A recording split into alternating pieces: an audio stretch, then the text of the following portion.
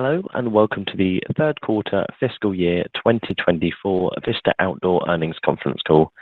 My name is Alex, and I'll be coordinating the call today. If you'd like to ask a question at the end of the presentation, you can press star followed by one on your telephone keypad. If you'd like to remove your question, you may press star followed by two. I'll now hand it over to your host, Tyler Lindwall, Vice President of Investor Relations. Please go ahead. Thank you, operator, and good morning to everyone joining us for our third quarter fiscal year 2024 earnings call. With me this morning is Jason Vanderbrink, Co-CEO of Vista Outdoor and CEO of the Kinetic Group, Eric Nyman, Co-CEO of Vista Outdoor and CEO of Revelyst, and Andy Keegan, Chief Financial Officer, Vista Outdoor. Before we begin, I'd like to remind everybody that during today's call, we will be making several forward-looking statements reflecting future events and their potential effect on our operating and financial performance. We make these statements under the safe harbor provisions of the Private Securities Litigation Reform Act. These forward-looking statements reflect our best estimates and assumptions based on our understanding of information known to us today, and we are under no obligation to provide updates to these forward-looking statements. These forward-looking statements are subject to the risks and uncertainties that face Vista Outdoor and the industries in which we operate, and actual results may differ materially from these forward-looking statements. We encourage you to review today's press release and Vista Outdoor's SEC filings for more information on these risks, factors, and uncertainties. Please also note that we have posted presentation materials on our website at investors.vistaoutdoor.com, which supplement our comments this morning and include reconciliations of non-GAAP financial measures. Andy, I'll turn it over to you. Good morning, and thank you all for joining us today as we discuss our fiscal year 2024 third quarter results. Before Jason and Eric provide you with an update on the Kinetic Group and Revelyst, I wanted to take a few minutes to provide an update on the status of the previously announced agreement to sell the Kinetic Group to Czechoslovak Group, or CSG. I am pleased to report that the transaction process is progressing well and is on track. We have recently made large strides on the regulatory approval front, including the following. 1. HSR Act, or antitrust notification, was filed on November 9, 2023. On December 11, 2023, the waiting period under the HSR Act expired. 2. The United Kingdom National Security and Investment Act of 2021 notification was filed by CSG on November 10, 2023. On November 20, 2023, the notification was accepted, and on January 5, 2024, the transaction was approved. And 3, CSG and Vista Outdoor filed a joint notice with the Committee on Foreign Investment in the United States, or CFIUS, with respect to the transaction, which was accepted on December 28, 2023. The transaction is currently being reviewed by CFIUS, and our team is working with CFIUS to obtain its clearance. As a reminder, under the merger agreement, CSG has committed to take all actions necessary or advisable to obtain the necessary regulatory approvals and to pay a termination fee equal to $114.6 million if the transaction does not close due to a failure to obtain the required regulatory approvals. In addition to regulatory approvals I've noted, the transaction is subject to the approval of our stockholders and other customary closing conditions. With our S-4 proxy filed on January 16, 2024, we expect to hold our stockholder vote in the second quarter of calendar year 2024. If the regulatory approvals are complete by the time of the stockholder vote, which cannot be assured, we expect the transaction to close shortly thereafter. We reaffirm our confident belief that the transaction will deliver meaningful value for our stockholders and is the best strategic alternative for maximizing value because, among other reasons, the expected payment of approximately $750 million of cash consideration, or $12.90 per share, locks in certainty of value for our stockholders in the near term.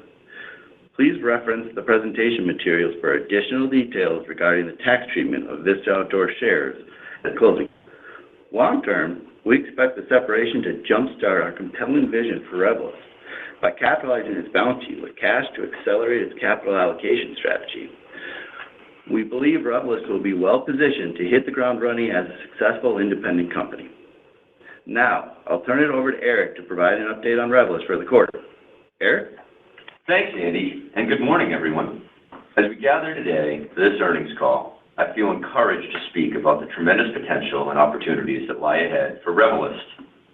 Over the past few months, as I visited employees across our company locations, I have continued to be impressed by their dedication to our transformation, and I have gained insight into their enthusiasm for the future.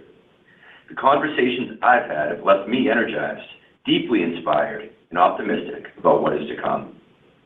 The commitment and talent that our employees bring to the table, harnessed within the revamped structure that we are building, make me confident that we will achieve both our short-term and long-term goals. I am honored to steer the course with our exceptional team as we begin to unlock the potential of the Revelist business. Revelist sales for the quarter were $317 million, which is slightly lower than expected due to the phasing of shipments, with a small number of dollars shifting into the Q4 period. Adjusted EBITDA was $15 million, with adjusted EBITDA margins of approximately 5%, which met our performance expectations due to higher promotions to move higher-priced inventory. The Revelist culture of innovation drove many exciting new product innovations and content collaborations over the last few months, and also secured incremental revenue opportunities. Our team delivered new and innovative products, collaborations, and contract wins that will allow us to exceed the requirements of our ambitious consumers. I would like to quickly highlight a few of these exciting products, collaborations, and contract wins our team delivered in the quarter. In our adventure sports platform, Fox Racing expanded its helmet line with the introduction of the Crossframe Pro. Fox will be celebrating its 50th anniversary in 2024, and to commemorate and celebrate its storied history, passion, and future yet to be written, we'll be releasing a 50th anniversary limited edition collection of its most iconic and category-defining gear.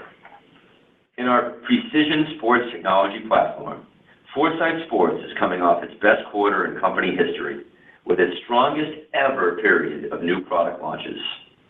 Foresight recently launched the Falcon and Quad Max to consumer delight. The Falcon is a direct response to meet the evolving demands of the ever-growing simulation technologies and simulation golf market that topped 6 million participants in 2023, which represents growth of over 70% since 2019. The Falcon is the next evolution of the simulation-focused GC Hawk and includes a full complement of cutting-edge simulation capabilities in a more powerful form factor that is roughly half the size of its predecessor. In addition, Foresight launched the Quad Max, the newest and by far most powerful iteration of its award-winning launch monitor technology. Built with the most advanced 4-camera photometric data capture system, the Quad Max packs our most features ever presented for the golfer, including a touchscreen display with the ability to customize on-screen data, and new performance data tracking parameters into its compact, ruggedized form factor. Foresight also demonstrated its mass appeal, delighting crowds by exhibiting and launching a new product at the Consumer Electronics Show in Las Vegas earlier in the month. The 4Caddy, powered by AI, is a push cart that holds your clubs while seamlessly following you around on the golf course without any human power. It's an innovation-packed product with leading battery life, wireless remote, and a magnetic strip for your Bushnell Golf Laser rangefinder. In our outdoor performance platform, Blackhawk, our leader in law enforcement and military equipment, announced a 4-year contract from the Federal Police in Belgium to deliver new duty holsters from the brand's T-Series holster line. We believe serving military, law enforcement, and first responders around the world is incredibly important to our business, as well as to the safety and service of our citizens. Congratulations and thank you to the teams across our organization for their hard work, not only on these exciting products and opportunities, but also all the important work we are doing to equip and inspire our diverse range of consumers around the globe. As we look ahead to Revelist being a standalone company post-separation, our brand-led, consumer-obsessed, and maker-fueled culture is coming into shape. We are positioned well with winning brands, an efficient structure, a clean balance sheet post-separation, and the right people to drive shareholder value. Revelyst business fundamentals are improving, and our balance sheet is healthy due to actions taken in the quarter. We were successful in moving through higher-priced inventory by using discounted products and promotions to drive sales, as we discussed on our earnings call last quarter. These efforts produced solid results, as we saw Revelyst inventory decrease approximately 25% year-over-year and just under 10% sequentially. As mentioned earlier, we maintained adjusted EBITDA margins of 5% during these actions, which was consistent with our guidance and is testament to our team's focus on cost containment measures and profitability. We have observed marketplace, retail, and wholesale channels getting healthier in recent months. Channel inventory weeks on hand has come down year-over-year, and our brands are seeing signs of optimism in the channels compared to more cautious behavior that we experienced in calendar year 2023. We expect this dynamic to translate into future results now that channel inventory is in a healthier position. Our direct-to-consumer sales channel is building momentum and saw marked year-over-year improvement in both the quarter and during the holiday season. Our D2C sales for the quarter increased 15% year-over-year, led by our adventure sports platforms over 40% year-over-year increase. During the holiday season, measured from mid-November through the end of December, D2C sales were up 9% year-over-year. Our precision sports technology and adventure sports platforms performed strongly, as both increased their holiday sales by nearly 20% compared to the same period last year. Our teams also were boosted by the Revelyst List, a first-of-its-kind social campaign bringing Revelyst products directly to consumers at the enterprise level. This growth continues to prove out that in a channel that is not impacted by destocking and other noise, our brands have a strong, positive connection with our base of passionate consumers who are able to access our full portfolio of products wherever and whenever they want to shop. We will continue to focus our D2C strategy on our power brands and challenger brands through centralized resources and a consolidated ecosystem to accelerate higher margin revenue and share growth. Our Gear Up transformation program, which we introduced during our last earnings call, is well underway, and we continue to make progress on implementing our vision and the cost savings initiative announced last quarter. As a reminder, the Gear Up transformation program is expected to drive $100 million of run rate cost savings by fiscal year 2027 by focusing on 3 areas. First, we're simplifying the business model to accelerate our vision of becoming an integrated house of high-performing platforms and iconic outdoor brands, working together as one cohesive, globally branded company. Secondly, we're delivering increased efficiency and streamlined operations to drive profitability from that simplified structure. And lastly, we're reinvesting in our highest potential brands to accelerate their growth and innovation pipelines and transforming them for the future. Since last quarter's earnings call, we have continued to work diligently on our transformation and are confident in our ability to realize our cost savings goals. Additionally, we have started to take actions that we believe will position us to capture $25 to $30 million of run rate cost savings in fiscal year 2025, as previously communicated on our last quarterly earnings call. These actions include the consolidation of offices within our new platforms, our back office technology stack, supply chain, and organizational structure. We believe these initiatives will maximize the efficiency and profitability of Revelyst.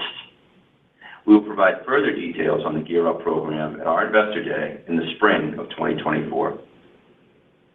Additionally, we are performing a strategic review of our brands and portfolio composition to assess core assets and focus on streamlining our brand portfolio into our power brand and challenger brand framework. Through this review, we have identified certain non-core assets as candidates for divestiture and have begun holding preliminary transaction discussions with various parties. These assets have garnered strong interest, and the conversations have been progressing well. We expect to have further communications and announcements in the coming months.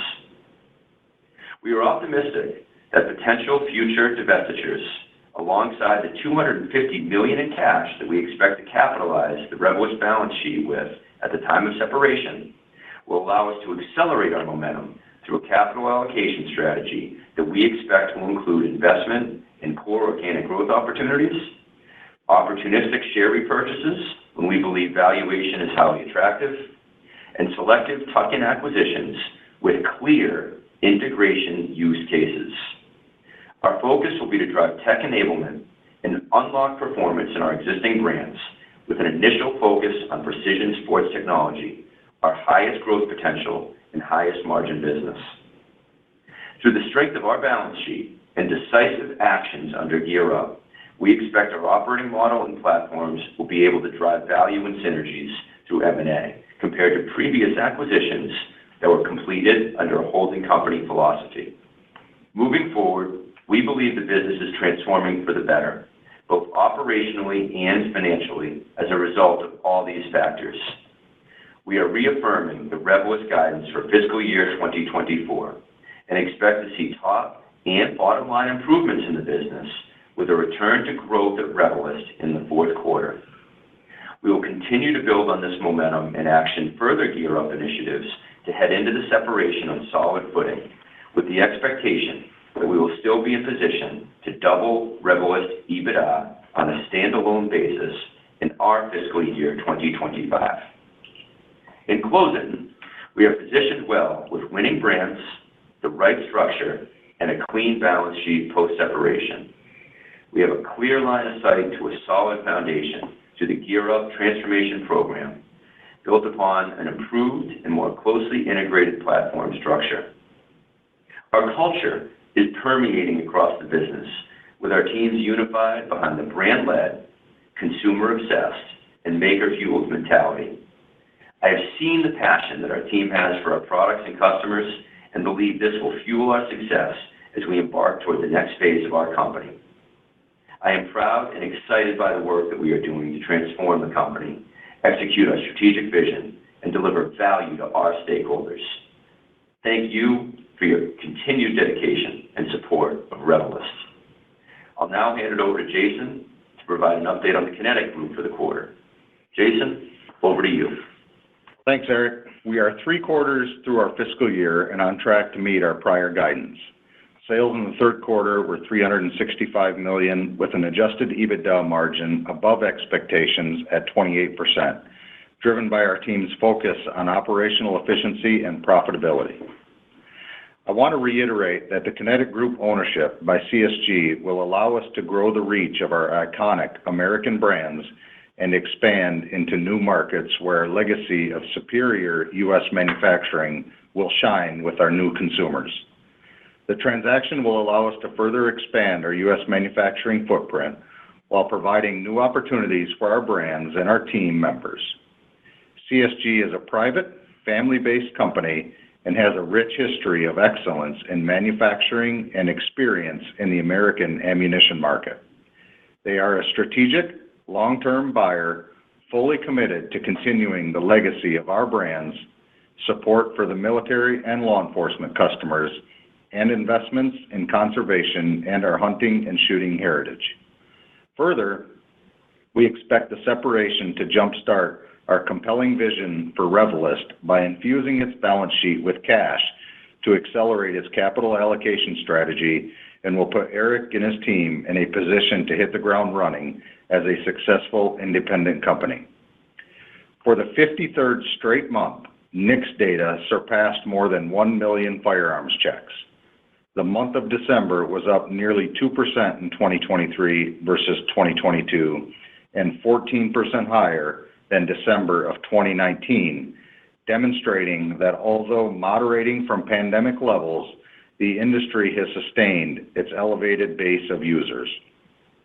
Additionally, the National Shooting Sports Foundation recently released a report on firearm production in the United States that included information from the Bureau of Alcohol, Tobacco, Firearms, and Explosives.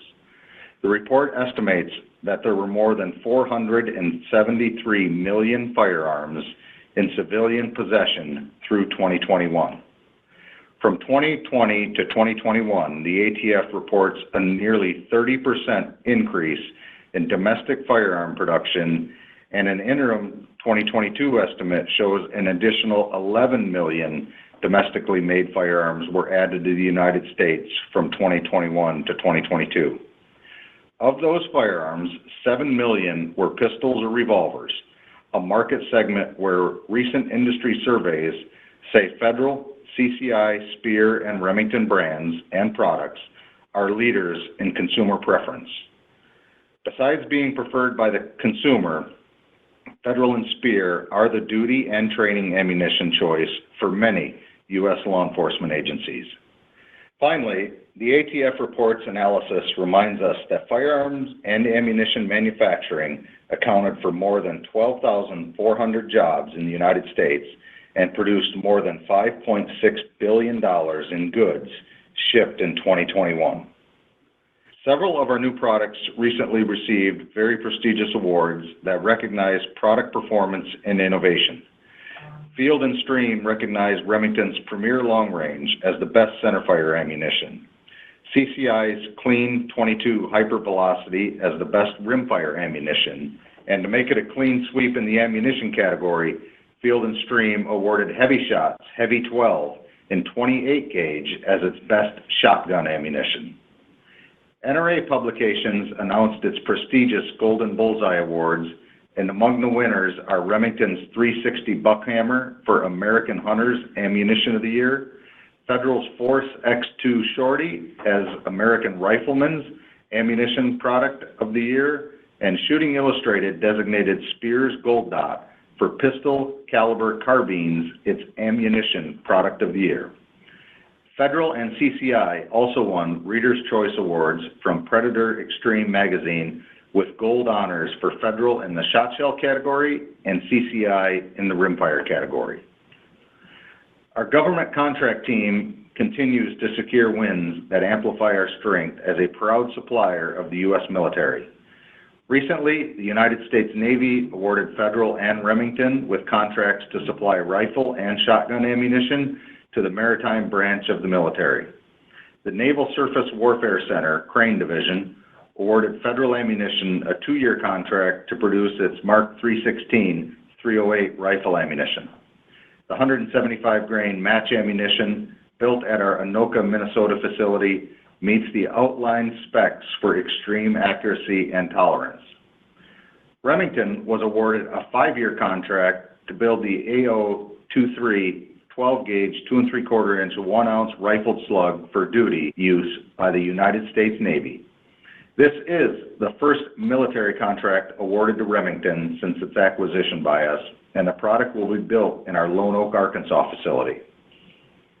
As we look toward the closing of the sale of the Kinetic Group to CSG, we remain acutely focused on building the best ammunition in America and delivering on our goals. With a diverse customer base and multi-brand strategy, we are positioned to grow while steadily expanding our presence into new markets. As we enter another election cycle in the United States, our teams are well prepared for whatever the market holds in the future. I have full confidence that with the best team in the ammunition business, we will continue to perform at the highest level. Our future is filled with great opportunity, and we look forward to closing the sale of the Kinetic Group to CSG. I will hand it back to Andy to provide an update on the financial results for the quarter. Andy? Thanks, Jason. My comments today will focus on adjusted results compared to the prior year period, unless otherwise noted, which are presented using non-GAAP financial measures. In the appendix to the slide presentation, we've included reconciliations of these non-GAAP financial measures to the most directly comparable GAAP financial measures. For additional information regarding forward-looking statements and non-GAAP financial measures, please refer to page 4 of the slide presentation. I will start by noting during the quarter we had a triggering event as our enterprise value decreased due to the decline in our stock price and the previously communicated decrease in our guidance, which resulted in recording an impairment of goodwill and intangible assets of $219 million. Now moving into the results for the quarter. Turning to slide 21. For the third quarter, total sales decreased 9.6% to $682 million, in line with our expectations. The sales decrease was a result of declines in both segments. Gross profit was $203 million, and gross margin decreased 257 basis points to 29.7%. The decline was caused by decreases across both segments. EBITDA in the quarter decreased 30.2% to $94 million, and EBITDA margin was 13.7%, down 405 basis points. The decline was driven by lower gross profit in both segments, partially offset by decreased selling costs at the Kinetic Group. Third quarter EPS decreased 37% to 80 cents.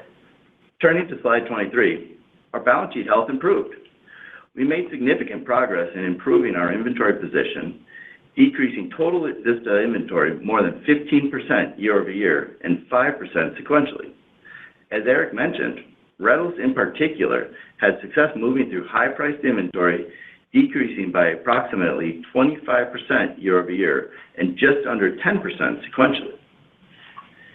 Year-to-date free cash flow was $270 million. Net debt decreased $127 million sequentially to $778 million, and our net debt leverage ratio is now at 1.7 times. Turning to our Q3 segment results on slide 24, within Revelyst, sales decreased 10.2% to $317 million, driven primarily by increased discounting, lower volume, and unfavorable mix as consumers continue to face pressures from high interest rates and other short-term factors affecting their purchasing of consumer durable goods.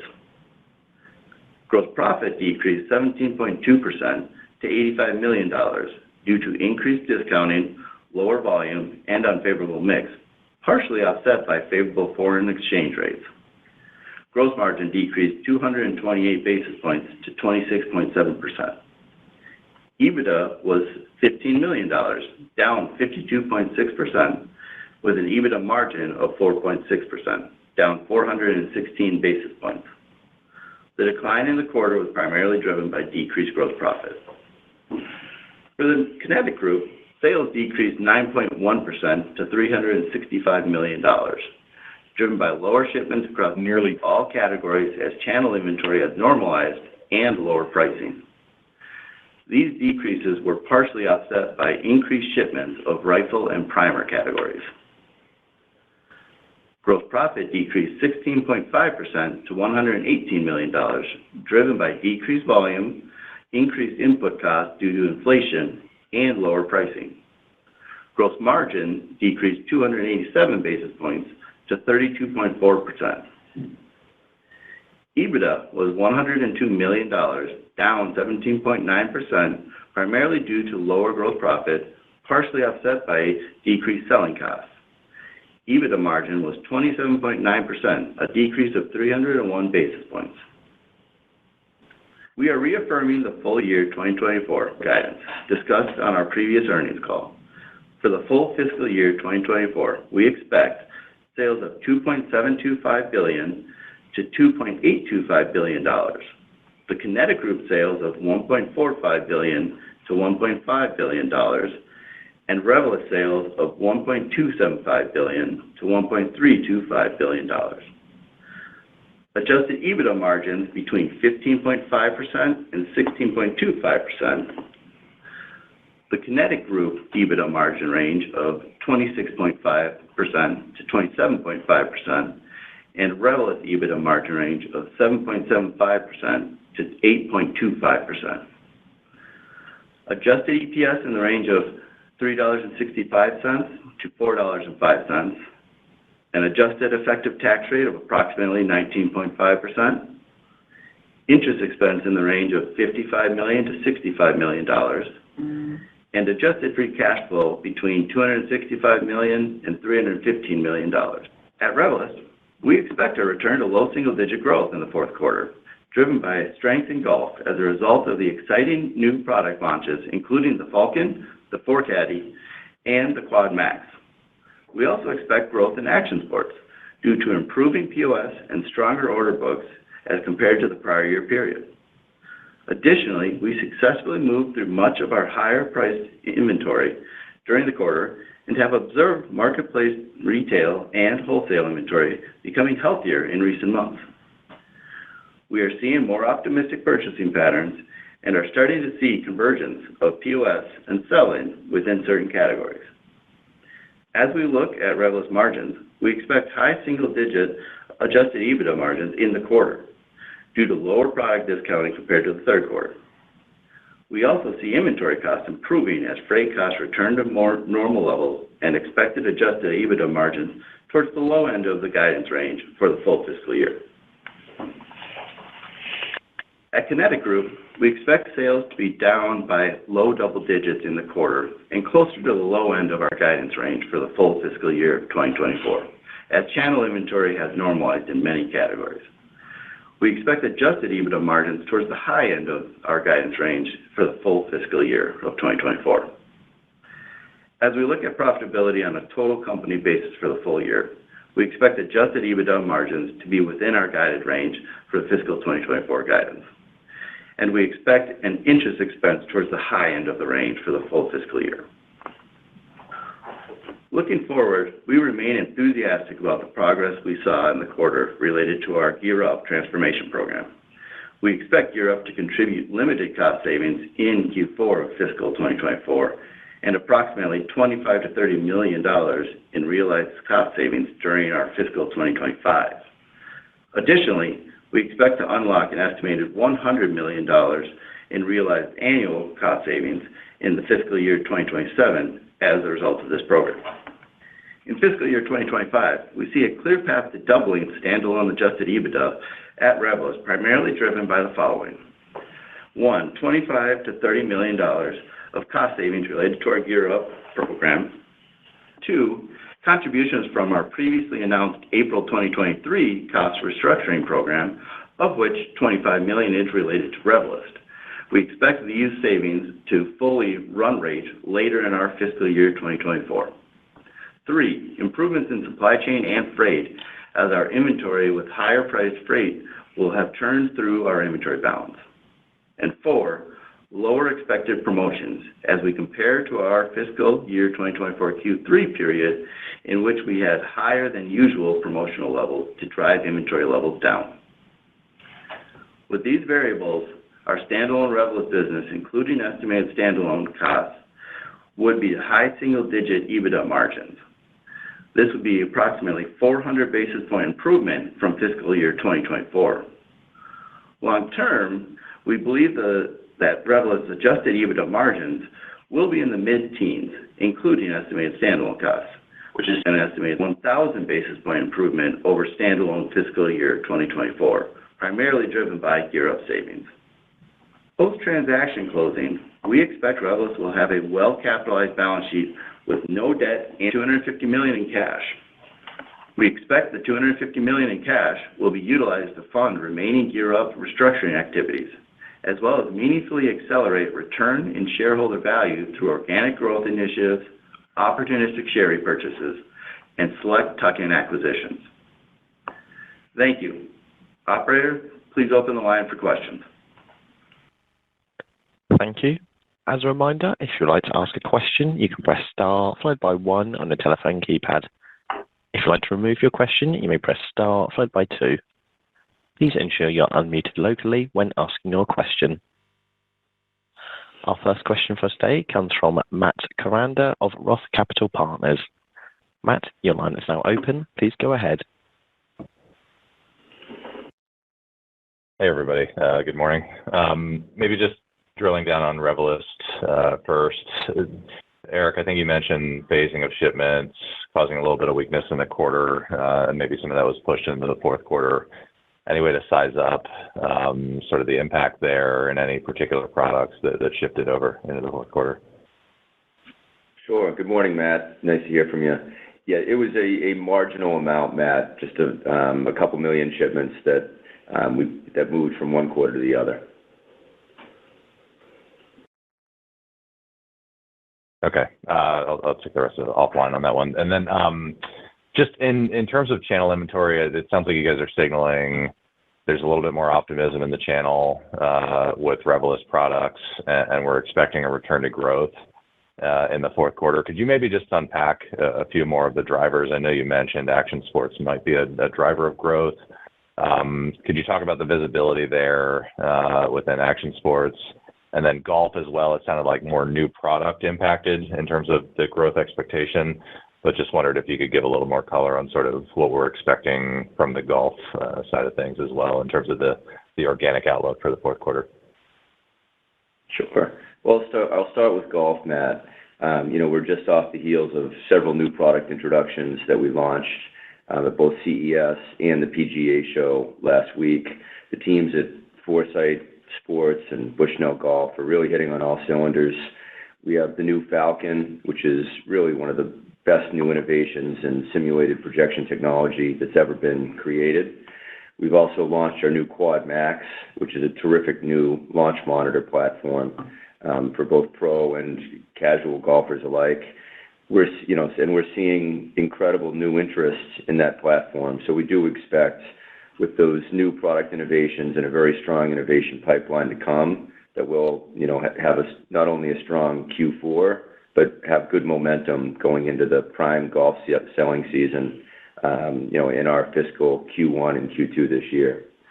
With regards to adventure sports, it's a little bit of a mixed bag, but we are seeing more optimism. We talked about our D2C strength in our remarks, and I'm very proud of the teams across on the Adventure Sports Network for the strong growth in D2C, in an uncluttered stock, no stock backup environment. We're seeing also some really good cleanup in mass, Matt. So we're optimistic that going forward, that kind of destocking challenge in the mass market is really receding at a good pace. We still have some things to clean up, and we don't want to, minimize that. In specialty, there's still a few headwinds, but by and large, we're certainly more optimistic today than we were at the end of last quarter. Okay, that's helpful, Eric. Thank you. And then maybe for Andy, it sounds like we're going to be run rating basically all of the $50 million in action savings at Revelyst that have been implemented as part of Gear Up and then also as part of the prior restructuring program. Just curious, how does that only translate to high single-digit EBITDA margins in the fourth quarter? It seems like it should be dropping a bit more into the fourth quarter in terms of margin. And so I'm wondering if there are any headwinds that we should be factoring in terms of additional discounting or promotions. Well, Matt, I guess what I'd first start with is the $50 million from the April 2023. Those have been coming in throughout the year. So those have been, over this entire year, have been coming in. So the amount that actually is just coming in the fourth quarter is a little bit less. It's going to be then translating next year from the Q2, Q3, and Q4 savings that were implemented into the full run rate that's going to be affecting it. So, but we are, I guess I'd first start with, we're doubling EBITDA from Q3 to Q4. I mean, we're going from the 4.6 to high single digits. It's going to be close to doubling your EBITDA from that perspective. So there's going to be a number of things that are coming in, along with the reduction in promotions that we took as we reduced the inventory in a significant way in our third quarter. And as we start to see some of the inventory that did move, now is going to result in some freight improvement. So we are seeing some, I'd say, pretty meaningful improvement in our EBITDA as we head into Q4 and then into next year. Okay, all right, fair enough. And then I'll do a couple more on Kinetic and then turn it over. But curious, Jason, if you could maybe speak to channel inventory health after the surge in demand that we saw in October and November, kind of followed through but waned a little bit in December per our checks. But I guess how far are you from sort of September levels in terms of channel inventory? Maybe just speak to sort of some of the dynamics that you're seeing after the surge in demand. Yeah. Good morning, Matt, and great to talk to you. Channel inventory is pretty clean. There's still pockets of bare shelves, which is what we're working on in the next coming quarters. But, the surge, as you referenced in October, November, cleared out a lot a lot of categories that were at the point, probably more weeks of supply than customers would have liked. So coming out of the SHOT Show last week, customers were pretty bullish on the year and not too concerned on the inventory. So what inventory is out in the channel is pretty healthy inventory. So that will bode well for us in the fourth quarter and as we head into the fiscal year of 25. Okay, and then one more there. Just could you speak to pricing actions maybe taken last year, at the end of last year, and then just in terms of supply chain, obviously I think powder's been a topic that folks have been concerned about lately. Maybe just speak to the availability there and how we think about sort of supply chain and component through this coming year. Sure. We announced a price increase effective January 1 to the trade. We did it to help offset the propellant price increases that you referenced, and the price has been accepted to the market, which was good. We will say that we do expect propellant challenges to last. I mean, it's not only a calendar year 2024 thing. I think it's going to go on a little longer than that. Having said that, I think the procurement team for the Kinetic Group has done a wonderful job to secure propellant for us. So while I don't see any big hiccups of us getting supply, I do think there's going to be some supply constraints in the world on propellant. Okay, gotcha. I'll turn it over to the next. Thanks. Thanks, Matt. Thank you. Our next question comes from Anna Glaessgen from B. Riley. Anna, your line is now open. Please go ahead. Hi, good morning. Thanks for taking my questions. First, I'd like to touch on some commentary from a private outdoor retailer recently. They spoke to, fairly challenging conditions in the broader market, projecting declines in 2024. As we think about the outlook for the this calendar year, to what extent are you baking in a little bit of recovery in these categories, or maybe you have a different view than this retailer on what the setup is? Hey, Anna, good morning. Thanks for the question. It's Eric. I would say we pay extremely close attention to our retailers. And, we've had many conversations, particularly, and I think what you're referring to is probably the outdoor specialty retail space. There certainly is continued headwinds in that sector of our channel strategy. Whereas our inventory with a lot of those retailers is in pretty good shape, and our inventory on our own side has also made significant improvement year over year. We are certainly understanding of some of the challenges that the specialty retail marketplace is facing at this point in time. Knowing that, we've certainly spent a lot of our time, effort, and energy on our direct-to-consumer business. You saw the excellent momentum that we have there that we talked about in our remarks earlier today, with the team up in a really positive way. And we've also seen a nice recovery in our mass business. And, those are two areas that we'll continue to seek to stimulate as we go forward into calendar 2024.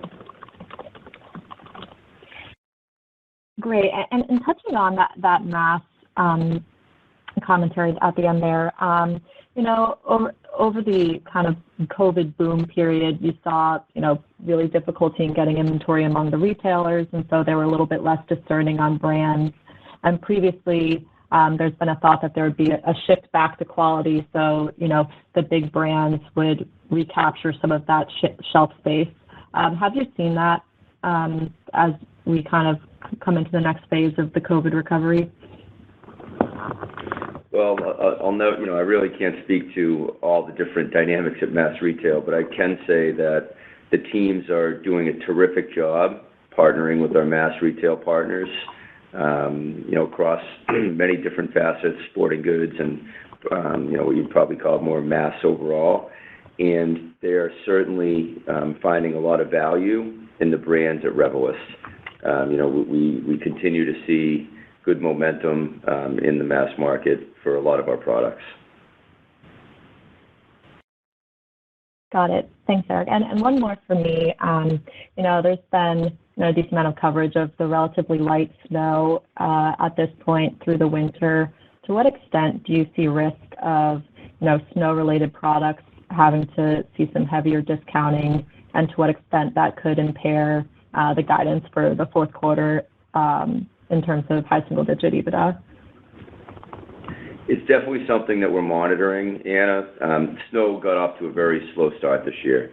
I think probably across all of specialty retail, there was just I hate to blame anything on weather, but there certainly was not a lot of snow in the early start of the year across the United States in particular, and that led to slower POS than expected. So it's something that we're looking at very closely.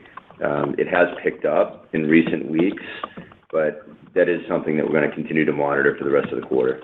And just to add to that, just from a composition of our business, snow is a relatively small portion of the overall Revelyst business, and Q4 in particular is not the heaviest sell-in. You're doing replenishments as we go through the Q4, the actual winter season. Most of your sell-in, which is the larger portion of your sales, is happening in Q3, our fiscal Q2 and Q3, so the calendar Q3 and Q4, and then you're in replenishment mode.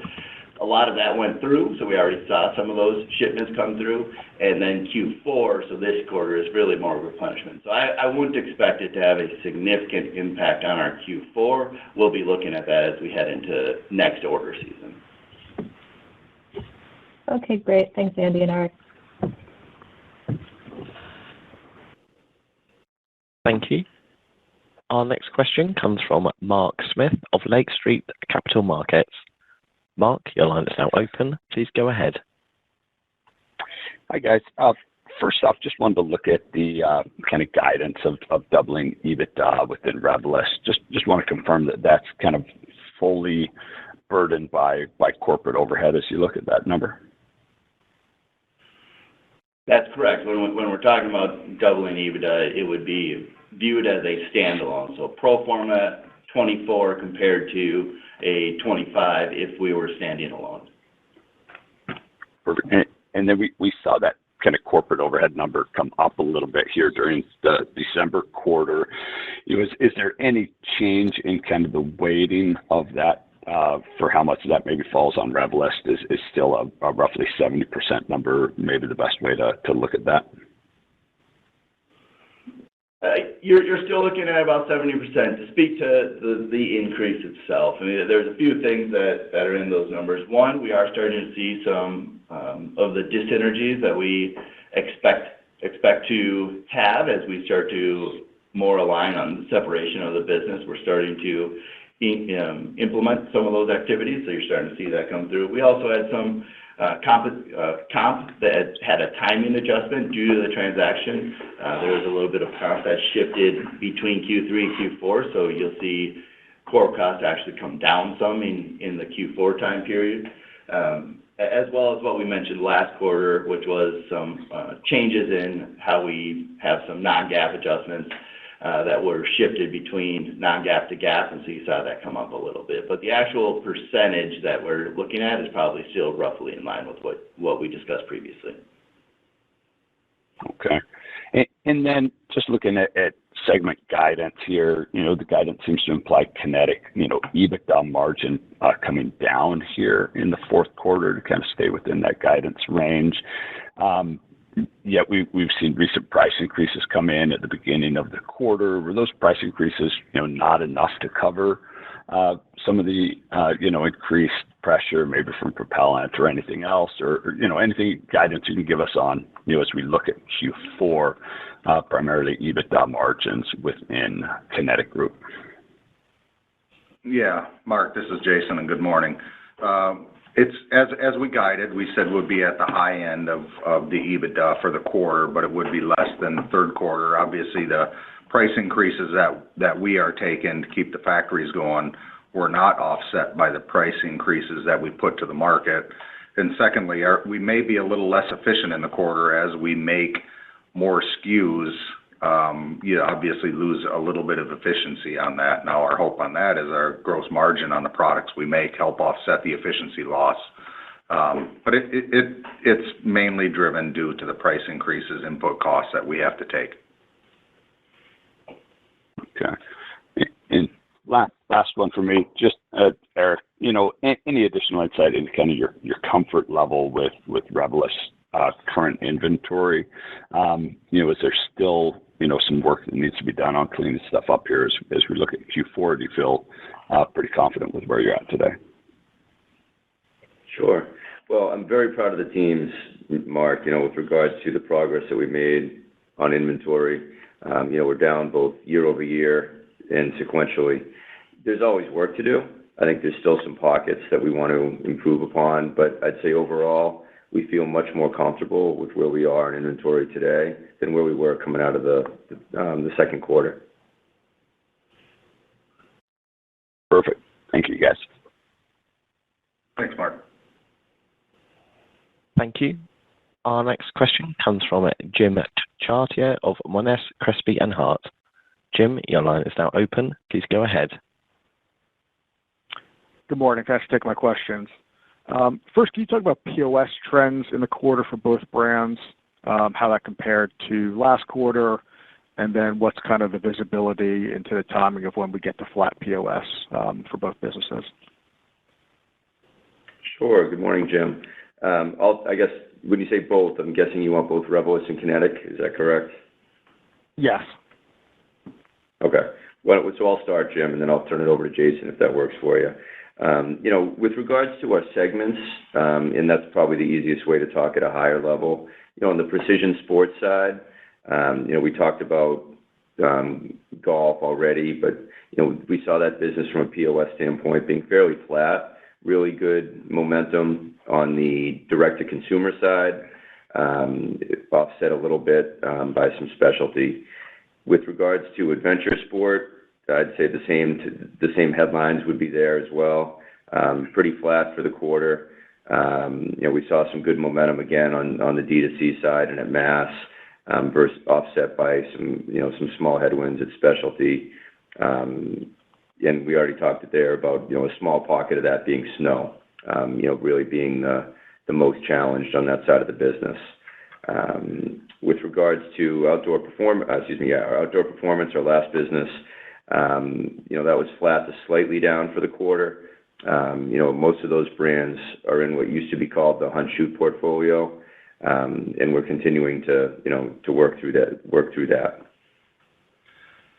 Hey, Jim, on the Kinetic side, we referenced we had about a 6-week surge in the third quarter, October, November, and that really helped the channel partners out to clear out some inventory. And since then, POS has been flattish. I mean, there's some weeks that it's up single digits, there's some weeks that it's down single digits, but I think the market is showing normalization right now, and as we head into calendar year 2024, we fully expect, the big American-made brands to take market share from the smaller vendors, and I think that will help our POS out in particular. Great. Thank you. And then I believe you said Kinetic EBITDA margin toward the low end of the range for this year.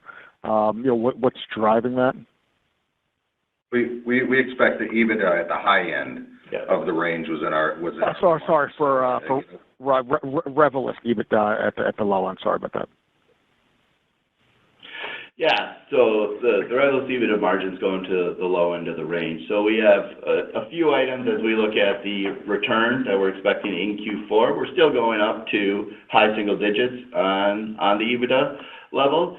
It isn't going to quite get to, it would have to be into the double digits, and we're, based on what we're seeing for the promotion retraction, based on what we're seeing with the inventory levels at retailers, what we're seeing to move through, it isn't going to quite get to the higher end of the range at this point in time, but we are expecting to see significant improvement over what we saw in Q3. Okay.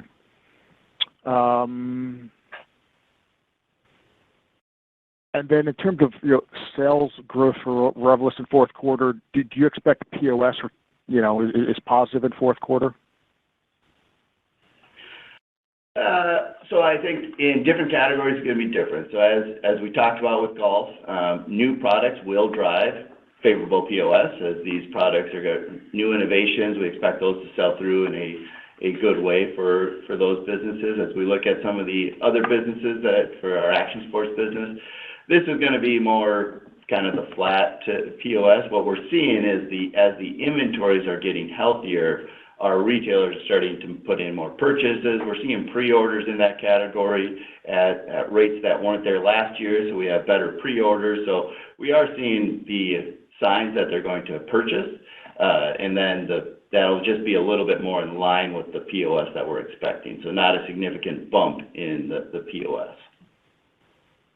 Great. Thank you. Thank you. Our next question comes from Rommel Dionisio of Aegis Capital. Your line is now open. Please go ahead. Good morning. Thank you. You guys had referenced unfavorable mix on the Revelyst side was impacting Q3 gross margins. I wonder if you could just provide a little more granularity on that. Was that more, the shift away from action sports, or was it just, across the board and across categories, consumers, in a difficult economy, kind of shifting to lower price point, lower gross margin items? Thanks. Yeah, so it's actually a mix of both those items. So we did see both some of what was returning from a sales perspective in the quarter was a little bit more of our more mass type channels, and the products that sell in our mass channels. Those are historically a little bit lower margin. Our specialty channels, our higher price helmets and snow helmets and those items are a little bit higher margin typically, so those did see a transition away as we saw fewer of those selling than what we had previously seen. So we did see that mix shifting a little bit in the channels and within the product categories that drove that. Great. Thanks very much. Thank you. At this time, we